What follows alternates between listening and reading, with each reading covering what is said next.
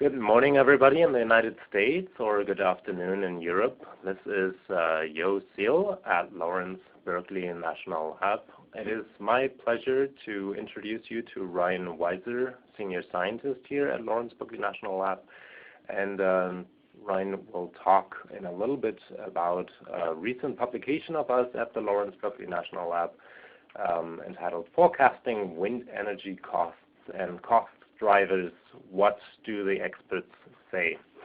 This research was conducted under the auspices of the International Energy Agency, their special wind group, in collaboration with a couple of co-authors from the National Renewable Energy Lab, namely Maureen Hand, Eric Lance, and Aaron Smith, also Karen Jenny from Insights Decision, and Aaron Baker from the University of Massachusetts at Amherst.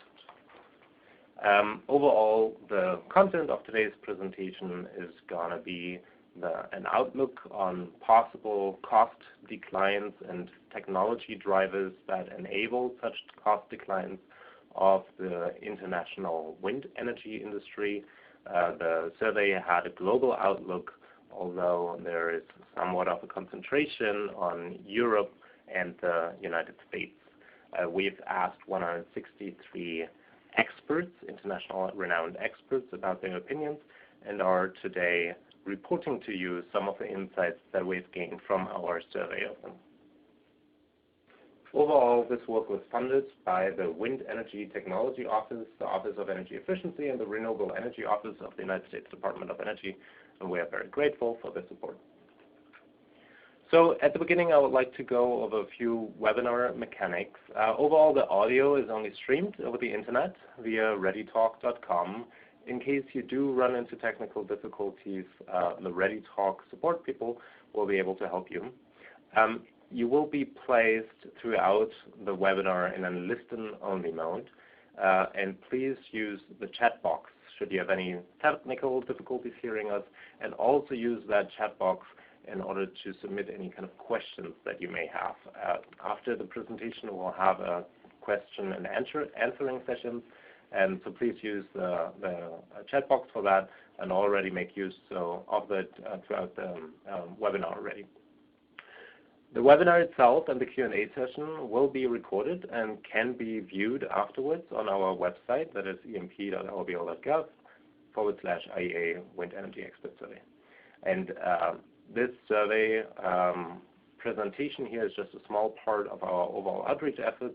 We have a full technical report, a journal article in Nature Energy, and multiple versions of slide decks, short and long, and a lot of additional supplementary material in case you really want to dig into the details. And with that, it is my pleasure to introduce you now to Ryan Weiser. Please take it away. Great.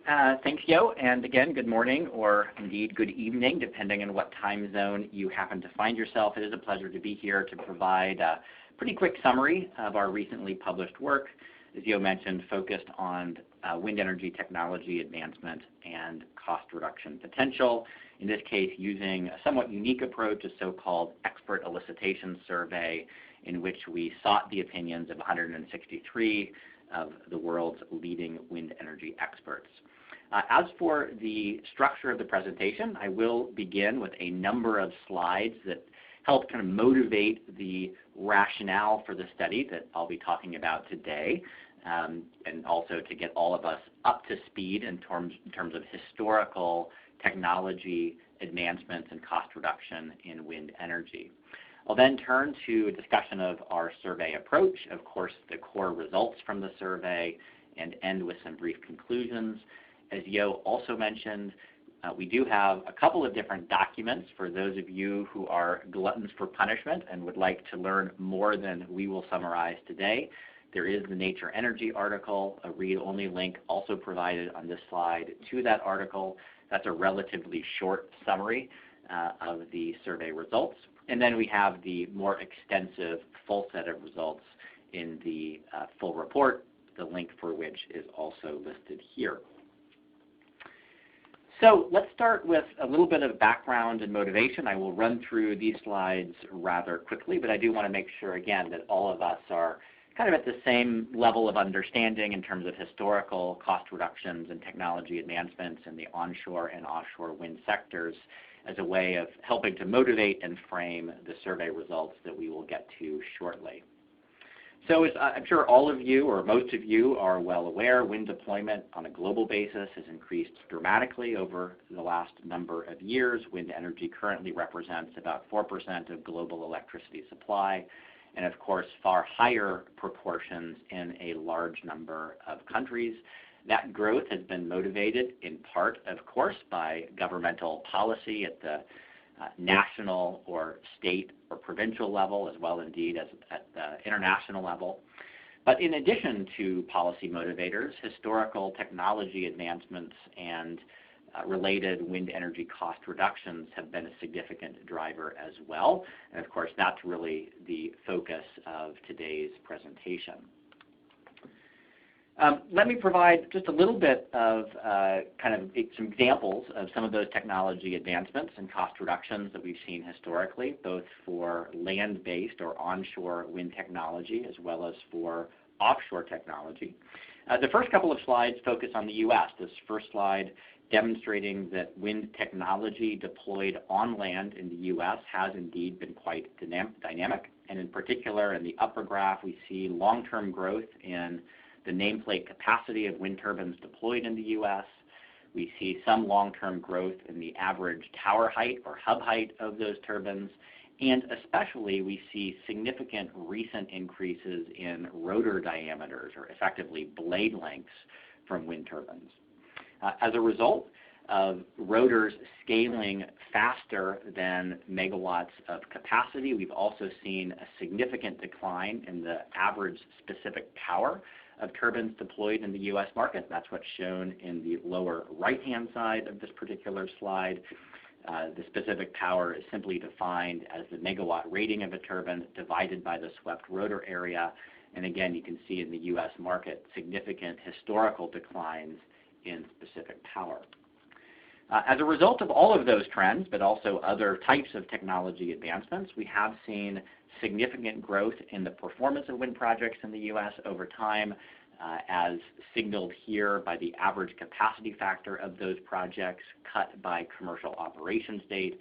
And in particular, in this slide, you can see that projects installed in the U.S. in 2014 came in terms of 2015 capacity factors at above 40%, a figure that is well higher than what we saw even just 3 or 4 years ago, when new projects were coming in with capacity factors in the 32% range on average. So very significant performance improvements historically.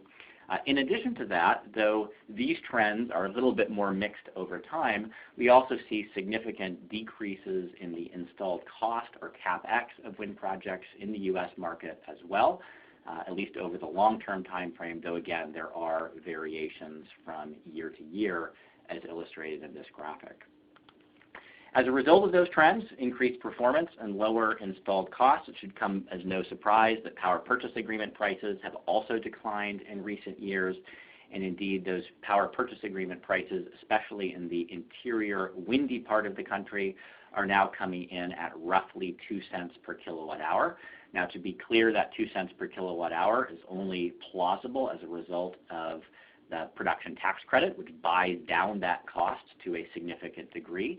But, of course, those low PPA prices are also a result of the technology advancements that I just described.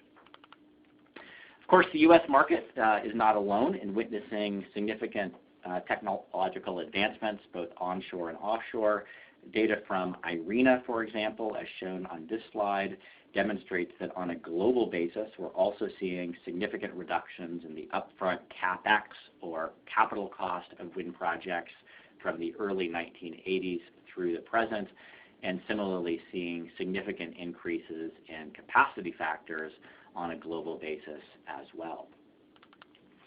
We're also beginning to see some evidence that the advancements that we've witnessed in onshore wind are spreading, though in a somewhat different form, into the offshore sector as well. And as a result, we're seeing some evidence that the costs for offshore wind are beginning to bend downwards as well. The figure in the upper left-hand corner of this slide, for example, shows that turbines have grown offshore with further expected growth for planned projects through 2020 as well. And again, partly as a result of that turbine scaling, but partly as a result just of market maturity and a variety of other technical advancements, we've seen some evidence that the upfront capital cost of offshore wind projects has plateaued and begun to drop. That's what's demonstrated in the upper left-hand corner of the present slide. And quite impressively, we're also beginning to see some very attractive pricing for some of the recently announced offshore wind projects, at least relative to the prices that we saw just a couple of years ago, with a couple of announced projects earlier this year coming in at well below 10 US cents per kilowatt hour. So again, some evidence that the advancements that we've seen on a long-term basis in the onshore sector rather, are also now being followed offshore as well. So all of that motivates this work because this work that we're going to be talking about for the remainder of the presentation really focuses on the future and trying to understand whether the technical advancements and cost reductions that we've witnessed historically are likely to continue into the future. If so, by how much and how? Or alternatively, has the wind sector now reached a point of relative maturity whereby only more modest or incremental improvements are likely to be achieved in the future? And that's really the motivation for the work that we're going to be talking about today, trying to understand the possibilities that some of these historical cost reductions might persist into the future, and if so, under what conditions and how might those lower costs be achieved. So let me now turn to a discussion of our basic approach and survey implementation. It's important to recognize that we start by understanding that there is a significant historical literature that has also tried to understand the prospects for future wind energy cost reduction. That literature has tended to use some combination of learning curve analysis, that is, trying to understand historical trends in wind energy costs and simply extrapolating those historical trends into the future as one method. Another method, of course, being engineering or scientific analysis to try to understand the technical means by which costs might decline in the future. And finally, in some cases, trying to extract information or knowledge from industry experts. Our objective in conducting the work that we'll be talking about today is really to complement that other literature, and to do so by applying a somewhat different approach, a so-called expert elicitation survey of 163 of the foremost world wind energy experts. Now, with limited time, I'm not going to describe all of the gory details of our approach, but I do want to summarize it. Hopefully that will help provide a little bit of background information with which everyone on the call can better understand and interpret the results that will follow. The survey was, as Yo mentioned briefly, led by folks here at Lawrence Berkeley National Lab, in particular Yo and myself, but also had important contributions from the National Renewable Energy Lab, UMass Amherst, and others. And the work was conducted within the auspices of the IEA Wind Task 26 on the cost of wind energy. This work does represent the largest ever single survey, expert elicitation survey, performed on an energy technology, at least in terms of expert participation. Most expert elicitation surveys typically interview or survey anywhere from 10 to 20 experts. We've gone well above that, as already indicated, with 163 survey respondents. The scope of our work was multifaceted, but really the focus was on gaining an understanding of the possible magnitude of future wind energy cost reductions, the sources of those cost reductions, and some of the enabling conditions that might lead to especially low costs. Our coverage included 3 separate wind energy applications. First, land-based or onshore wind technology. Secondly, fixed bottom offshore technology, the most common form of offshore turbines deployed internationally. And finally, the more emerging floating offshore wind technology as well. So we covered all 3 of those applications. The survey focus was primarily on changes in the levelized cost of energy, or expected changes in the levelized cost of energy from a starting point of 2014 to 2020 to 2030 and to 2050. We asked about LCOE under not only kind of a best guess or most likely median case, but also low and high cost scenarios.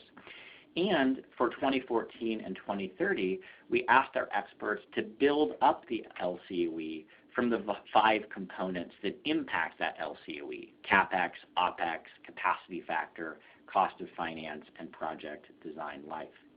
I also want to be clear that for the purpose of this survey, LCOE excludes subsidies, and it also excludes any grid interconnection costs that accrue outside of the plant boundary. And so the costs that we'll be reporting today, importantly, do not include transmission backbone expansion or offshore interconnectors as required for offshore wind plants. Ultimately, with our work, we did hope to inform policy and planning, R&D, and industry investment and strategy, while also hopefully improving the treatment of wind energy in energy sector and integrated assessment models. We also very much recognize that there are limitations to all approaches to trying to understand the future, and so we hope you all view this work as a complement, really, to other approaches that also try to understand future cost reduction possibilities for wind energy. I do want to acknowledge that executing the survey was an enormous team effort and included critical contributions, of course, from the core survey leadership team that both Yo and I have already mentioned. It included critical contributions from IEA Wind Task 26 membership, from the U.S. Department of Energy, from a wide variety of industry advisors, from our survey implementation platform team at Near Zero, and of course, not least of which, the significant contributions from 163 wind energy experts that offered to give us, on average, about an hour of their time in completing what was ultimately a relatively long survey instrument. Now, the size of that effort is in part a reflection of the fact that we didn't just throw the survey together. Instead, we sought to use a pretty formalized protocol established in the expert elicitation literature, and that formalized protocol seeks to improve the quality of the responses received to the survey and really to try to minimize, can't ever eliminate, but to try to minimize any biases that might otherwise exist in those responses.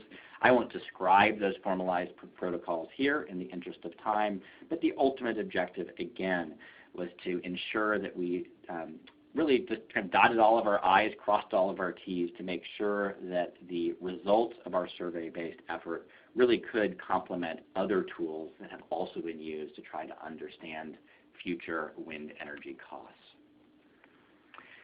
So at this point, some of you may be hoping that I would just get to the results finally. I do want to, before I get to the results, which will be coming very quickly, I do want to provide a brief summary of our survey sample, specifically the 163 experts that completed the survey. Before doing so, let me first acknowledge that ultimately we identified 482 possible survey respondents who we pinged to ideally complete the survey. Within those 482 possible survey respondents, we also pre-identified a smaller group of 42 individuals who we believe were uniquely qualified, the so-called leading experts group. And the objective of that particular group was to sort of mirror a more traditional expert elicitation. As I mentioned earlier, expert elicitations oftentimes poll something like 10 to 20 experts, and so we wanted to have a smaller kind of leading expert group to mirror a more traditional expert elicitation approach. That being said, within the context of the 482, we obviously did cast a relatively wide net in seeking survey respondents. Those survey respondents came from industry organizations, R&D institutions, academia, and elsewhere. We specifically sought folks that had onshore expertise, fixed bottom offshore expertise, and floating offshore wind expertise, so that we would have a good amount of survey responses for each of those 3 applications. And geographically, we primarily focused on Europe and the US, but we definitely did not foreclose experts from other regions as well. Ultimately, as mentioned earlier, 163 of the globe's foremost wind experts opted to participate in the survey, representing a 34% response rate.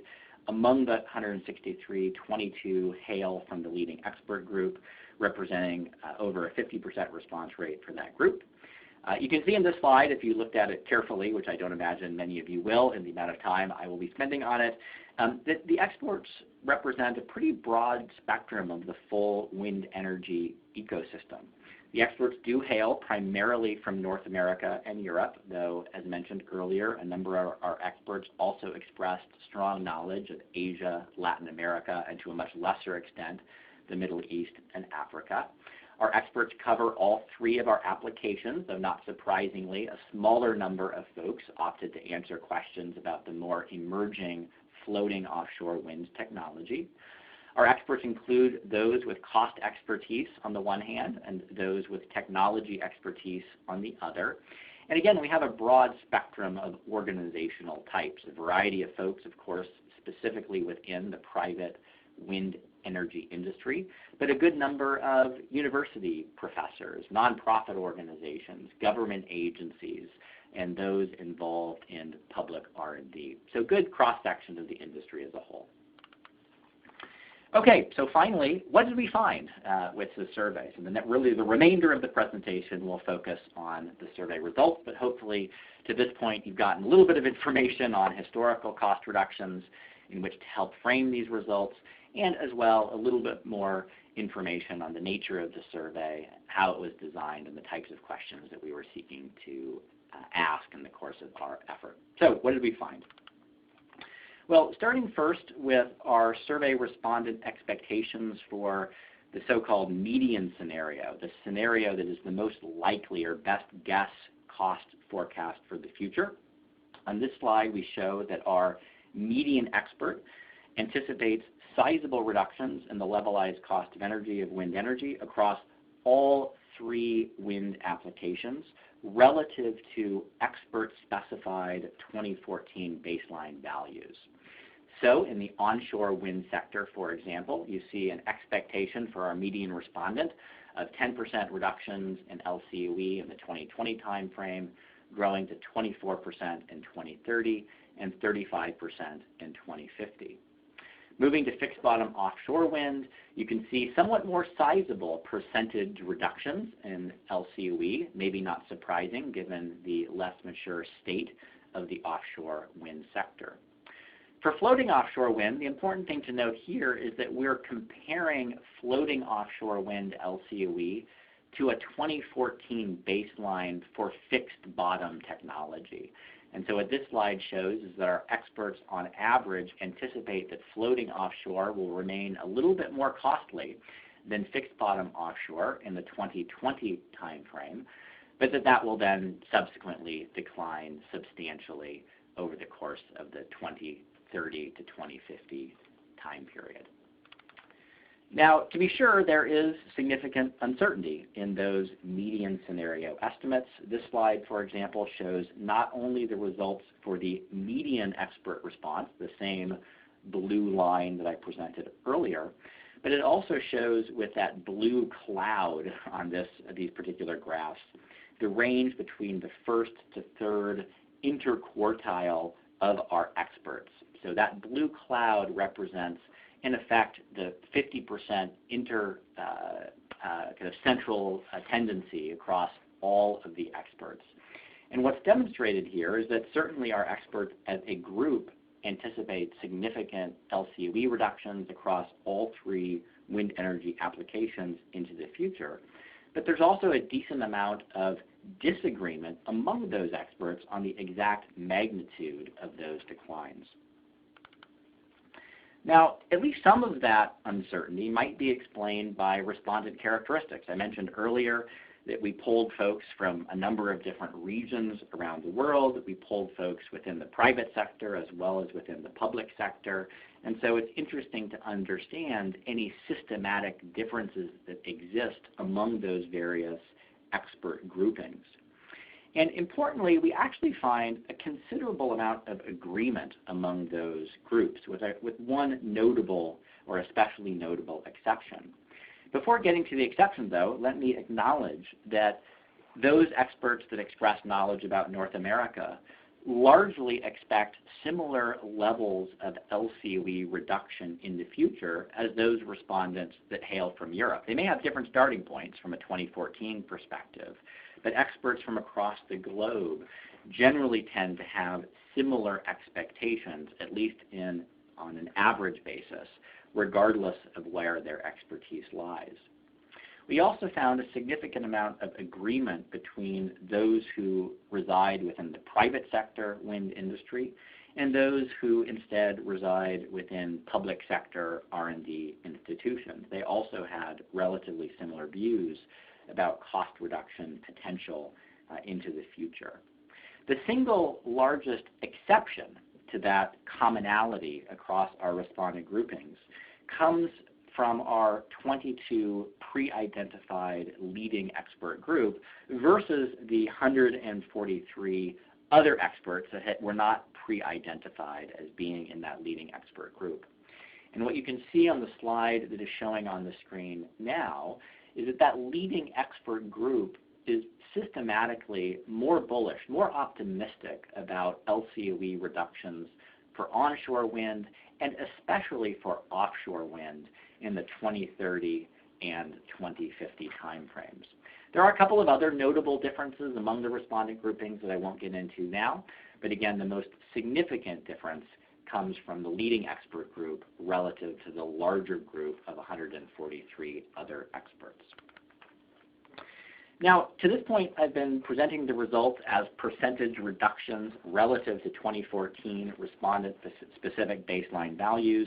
We can, of course, also present the results in absolute value terms, that is, US dollars per megawatt hour or euros per megawatt hour.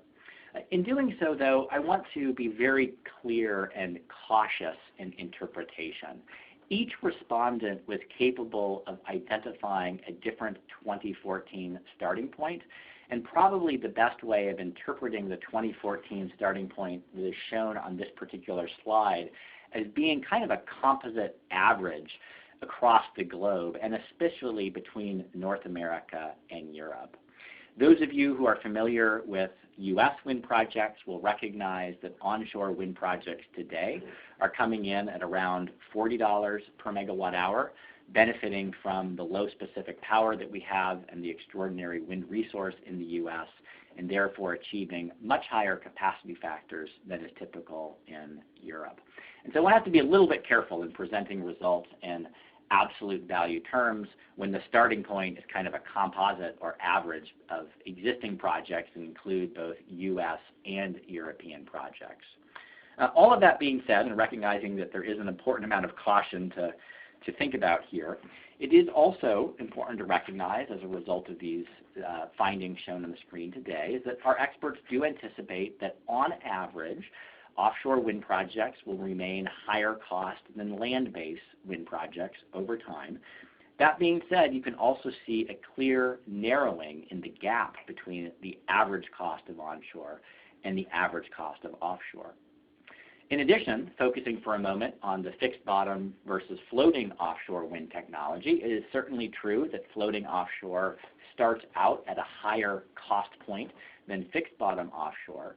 But you can similarly see a significant narrowing of the gap between those two, and with especially significant cost reductions for floating offshore technology anticipated between the 2020 and 2030 timeframe. The final thing I'll note from this slide is that the cloud of uncertainty shown here again reflects only the variation between the 25th and 75th percentile of our experts who responded. And what you can see here is that there is substantially greater uncertainty about the future cost prospects for offshore wind than for land-based or onshore wind. Again, maybe not surprising given the earlier state of technology maturity offshore than for onshore.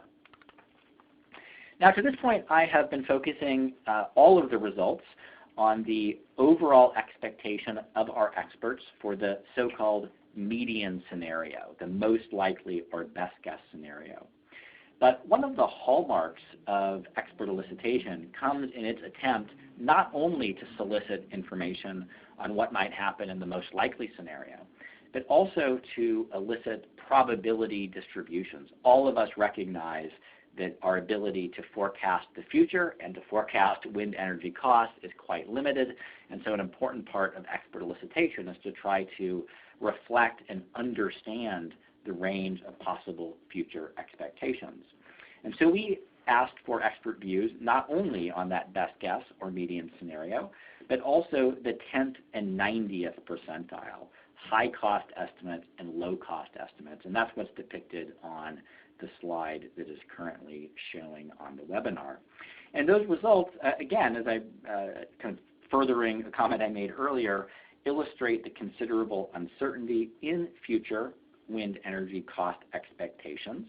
There's a significant gap there that one can easily observe between our high estimates and our low estimates. So clearly our experts do believe that there's significant uncertainty about the future cost trajectory for both onshore and offshore wind. At the same time, the experts also clearly indicate in their views here that there is a significant opportunity space for very sizable LCOE reductions for both onshore and offshore. And in particular, our experts predict about a 10% chance that costs would decline by as much as or even more than 40% in the 2030 timeframe, and as much as or more than 50% in the 2050 timeframe across all three of the wind applications studied. We also asked our experts a kind of broad and general question about how we might achieve that low-cost scenario. What are some of the enabling conditions that would need to exist in order to achieve the very steep reductions that are reflected in the low-cost scenario? And for both onshore wind and offshore wind, the two leading enabling conditions are learning with market growth, basically deployment-oriented market maturity and related learning, and aggressive and significant research and development, whether within the public sphere or within the private sphere. Our experts tended to place somewhat lower on the spectrum of importance, increased competition and subsequently decreased risk, and as well eased wind project and transmission siting.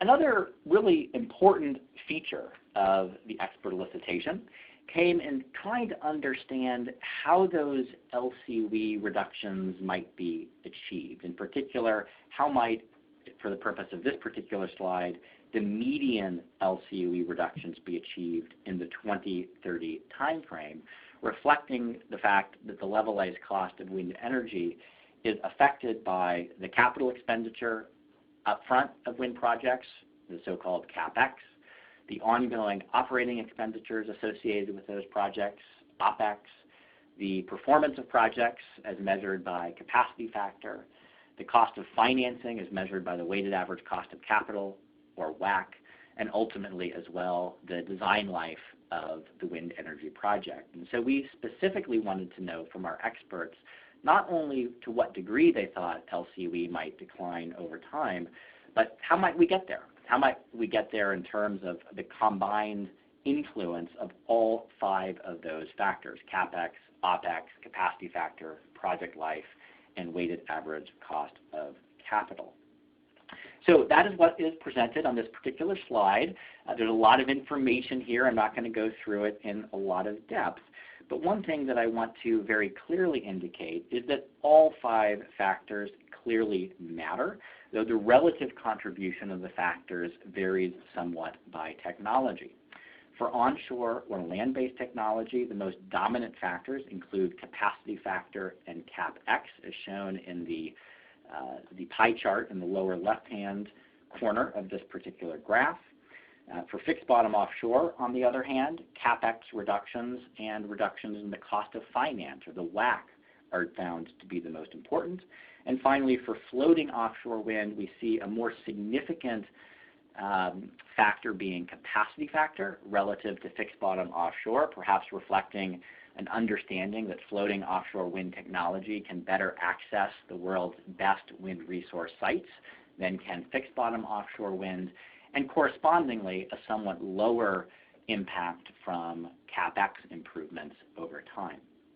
Now this slide focuses on the median scenario. I mentioned before that we also have asked the respondents to provide us information on a low-cost scenario as well as a high-cost scenario that I won't go through here. This next slide looks very similar to the last one, but here we instead focus on how our experts anticipate achieving the low-cost scenario.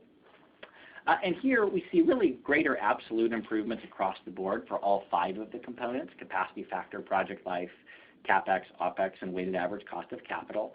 That being said, in achieving the low-cost scenario, our experts do seem to place quite significant focus on weighted average cost of capital in addition to CapEx, OpEx, and extensions of project life, and perhaps a little bit less focus on operating expenditures overall.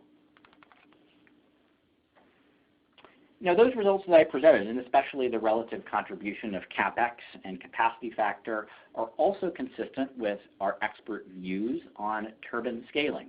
And in particular, we asked our experts what they might anticipate turbines to look like in the future in terms of nameplate ratings, in terms of hub heights, and in terms of rotor diameters.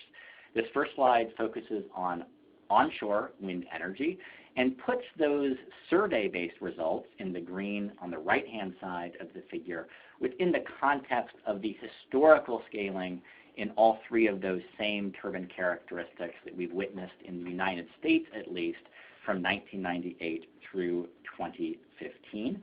And you can see here that there is some expectation of continued growth across all 3 factors. Megawatt ratings reaching 3.25 megawatts in North America and a little bit larger at 3.75 megawatts in Europe. Growth in average hub heights, both in Europe and in the US, to 115 meters, which is a significant boost from the 80-meter towers that are currently most common in North America and in the United States. And also a significant boost in rotor diameters to over 130 meters on average, which is quite consistent, both the growth in rotor diameter and the growth in hub height, with the importance of increasing capacity factor, which I mentioned a little bit earlier. Similar results for offshore wind are also pretty darn consistent with some of the survey results that I presented earlier. And in particular, across Europe and North America, and for both fixed bottom and floating offshore technology, our experts anticipate a move towards basically a 10 megawatt turbine platform. There's some variation between fixed bottom and floating that we can observe by region and across experts. There's also some differences between North America and Europe. But on average, our experts are anticipating a move in the 2030 timeframe to 10 megawatt machines and proportional scaling in both hub heights and rotor diameters. And that's very much consistent with the importance of CapEx reductions that were mentioned by our experts a little earlier. Those CapEx reductions, of course, are partly likely to be enabled by the economies of scale and therefore reductions in balance of plant costs associated with offshore as a result of turbine scaling.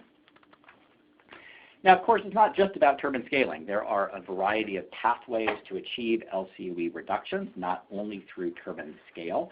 And we specifically asked our experts about the expected impact of 28 different technology, market, and other changes that might affect LCOE in the 2030 timeframe.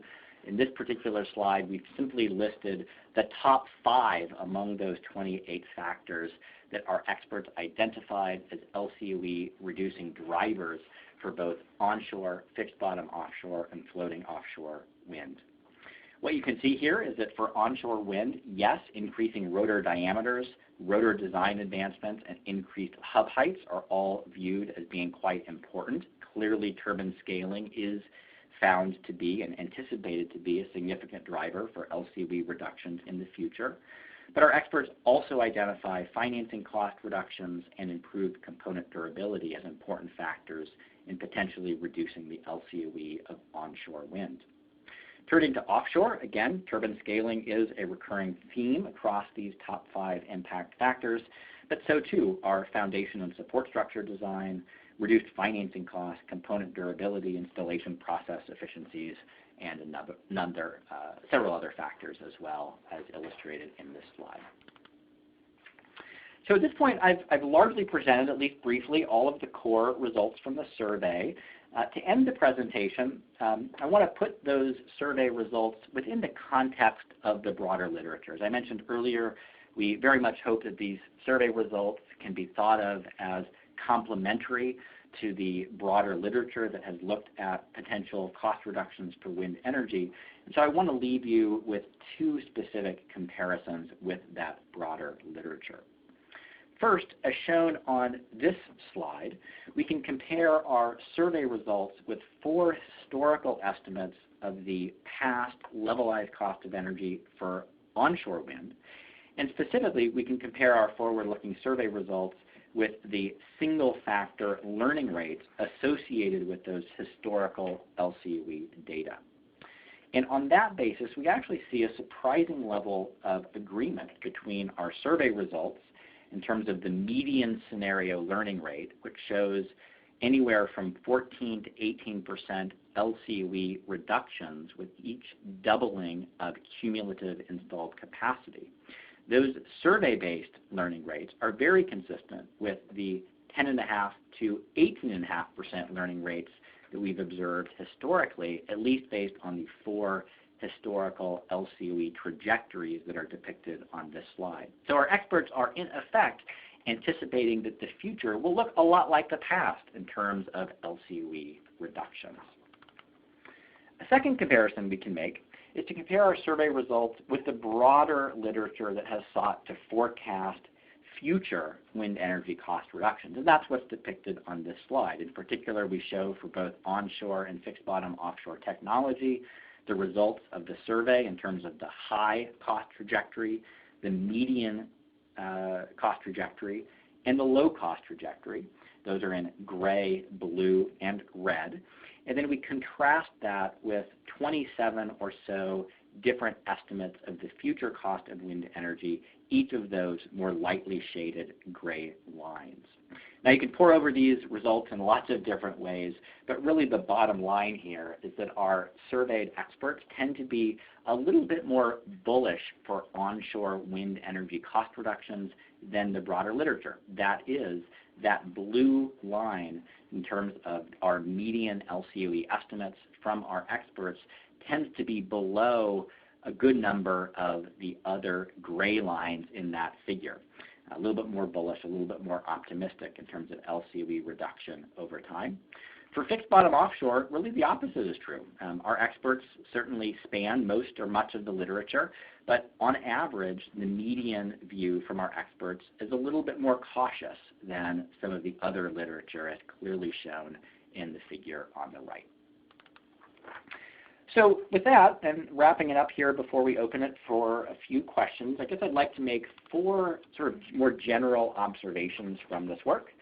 The first, quite clearly, we do see, based on this survey, significant opportunities remaining for LCOE reduction, both for onshore and for offshore wind.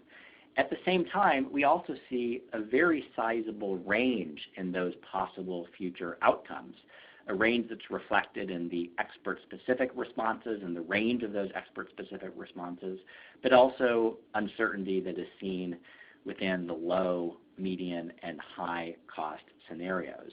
And as a result, we very much believe that planning-level assessments of future energy supply need to be both cognizant of the very significant potential for wind energy cost reductions, but also recognizing the significant uncertainty that exists in the magnitude of those cost reductions. Secondly, we do find that CapEx improvements, or improvements in the upfront capital expenditures associated with onshore and offshore wind projects, are important. That being said, CapEx is by no means the only, or really even the dominant pathway for LCOE reductions. We see significant contributions from capacity factor, from the cost of financing, and from project life, with operating expenditures playing a somewhat lesser role. And as a result, our survey result can help identify some high-level targets, at least, for R&D and policy intervention. Third, we do find that historical LCOE-based learning may be a good guide for the future cost prospects for onshore wind, but we want to acknowledge here that most of the learning literature conducted to date has focused exclusively on improvements in capital expenditures. But as I just mentioned, our experts very much anticipate that CapEx is important, but it is not the dominant means by which LCOE will be reduced in the future. And we posit that this may be, at least for onshore wind, one of the reasons that our expert survey results are a little bit more bullish than the larger literature, because at least some portion of that larger literature has been focused on CapEx improvements and observing historical CapEx and forecasting that into the future, thereby ignoring the many other routes that might be needed to achieve lower LCOE in the future.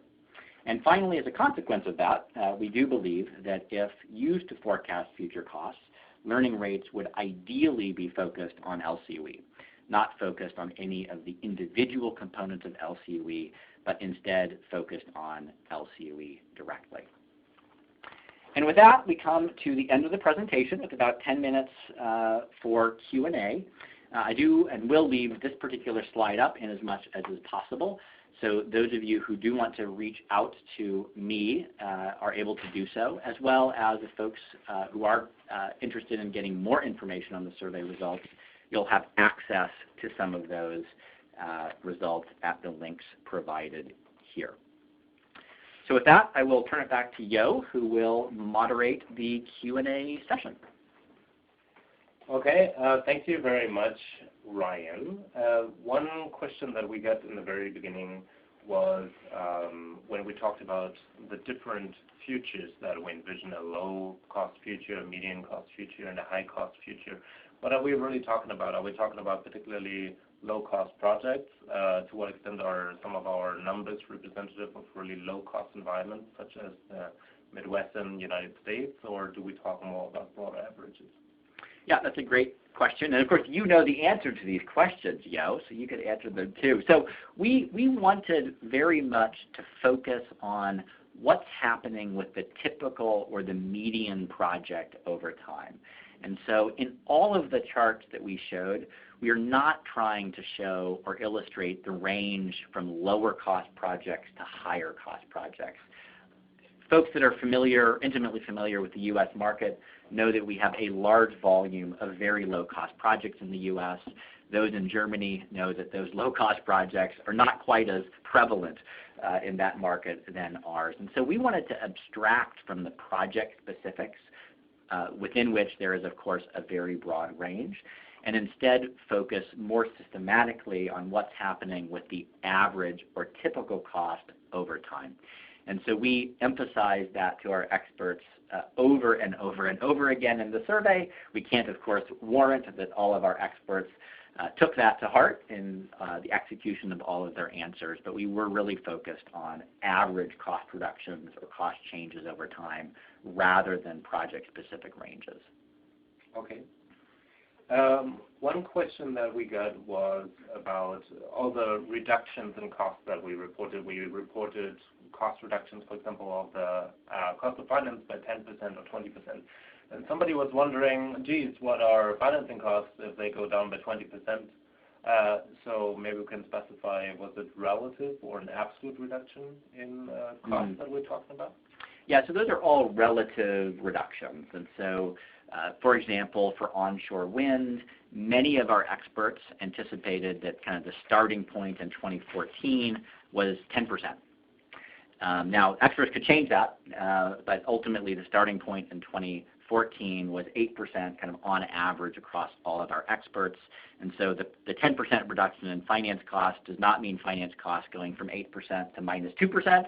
Instead, it means 8% going to a little bit above 7% in the 2030 timeframe. So all of those were relative to the absolute value of the 2014 respondent-specific starting point. Okay. One person asked when we developed the future learning curve estimates what capacity information we used in order to infer what learning rates may be in the future. Yeah, that's a great question, and it is important to recognize that we did not ask our survey respondents what level of deployment they associated with each of those different scenarios. something that we thought about doing, but we figured we already had about an hour-long survey. We didn't want to push our luck too much. So in calculating those survey-related learning rates, we basically took a range of deployment expectations from the International Energy Agency World Energy Outlook and the Global Wind Energy Council Global Wind Energy Outlook. And that 14 to 18% range reflects the range among a reasonable set of assumptions from the IEA WEO and the GWEO, as it were. Okay. One pretty straightforward question, but I think nevertheless important one, was how we actually define the capacity factor. Is that the number of hours of full load? Is it just the number of hours where the wind turbine is generating something at all? So we define capacity factor in the same way that the rest of the industry defines capacity factor. So you basically look at the sum total of all megawatt hours of wind generation over the course of the year, and you divide that by the amount of megawatt hours that might have been achieved were the wind plant operating at full capacity for the entire year. And so a 50% capacity factor does not mean that the wind plant is operating half the time, but it does mean that it is generating about half of the total amount of theoretically plausible electricity it could have generated had the wind been extraordinary the entire year, no maintenance requirements, et cetera.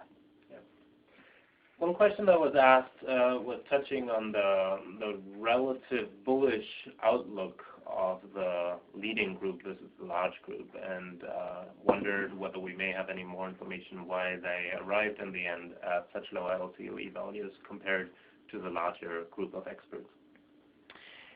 Yeah, I think that's a tricky one.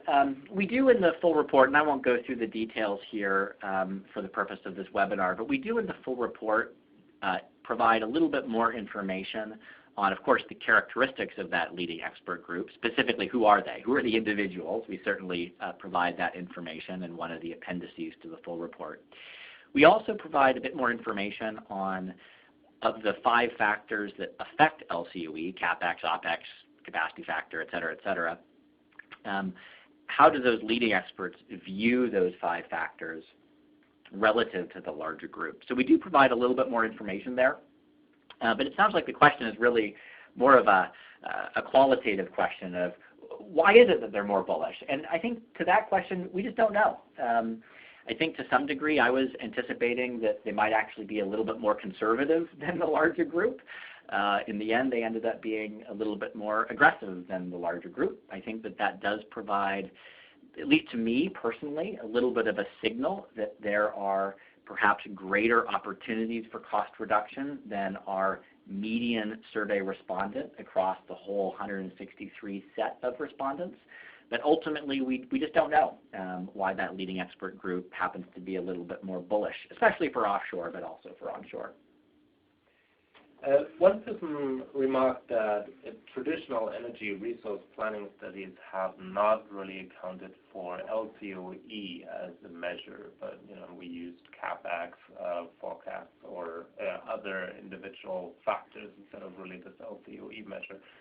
Could you talk a little bit more about the significance of really looking at LCOE, and since when forecasting levelized costs has really gone mainstream? I think that the importance of using LCOE is that LCOE is what the wind industry cares about, and it's what energy consumers should also care about. It's what a turbine OEM is trying to optimize. It is what a wind developer is trying to optimize. It is generally what public R&D institutions are trying to minimize, and ultimately it's the cost that all of us pay as a result of deploying wind energy. And so I think there can be no doubt that it is the relevant metric from the standpoint of understanding past wind energy costs and of forecasting future wind energy costs. Now, there may have been a time where most of the advancements in wind energy were coming from capital expenditures, and therefore the use of capital expenditures as a proxy for the reduction in LCOE may or may not have been appropriate at some point in the past. But what is very clear is it is no longer appropriate. If you look at CapEx-related learning, as I mentioned earlier, recent estimates range from about 6 to 9%, whereas LCOE learning is roughly double those figures. And so, going forward, I think an important message from this work, but also just more generally from observing the advancements we've seen in the wind industry historically, is that we need to account for the myriad of ways in which LCOE reduction might occur, rather than falling back on the past historical simplification of just focusing on CapEx. So I don't know exactly when that transition has occurred. I'm not sure it has fully occurred. And really one of the key messages, I think, from this work is maybe a call to the energy planning and analysis community to move in the direction of focusing on all of the ways in which LCOE reduction might decline, rather than just CapEx. Yeah. Thank you, Ryan, for that elaboration. Unfortunately, we are at the top of the hour. There's still a couple of questions that we were not able to answer during the time window that we have, this 1 hour for this webinar. We may try to the extent that it's possible for us to get back to you on those outstanding questions. We have your email address if you registered. So if you do have one last question, feel free to still submit it via the chat box. Other than that, I want to thank you very much for your time and attention today to listen to us. As shown on the screen, if you really feel like digging deeper into the details, feel free to peruse the full report or all the additional material that we have on our website. This particular slide deck will be posted on our website as well, as will a recording of this webinar. And with that, I thank you very much and wish you a good day.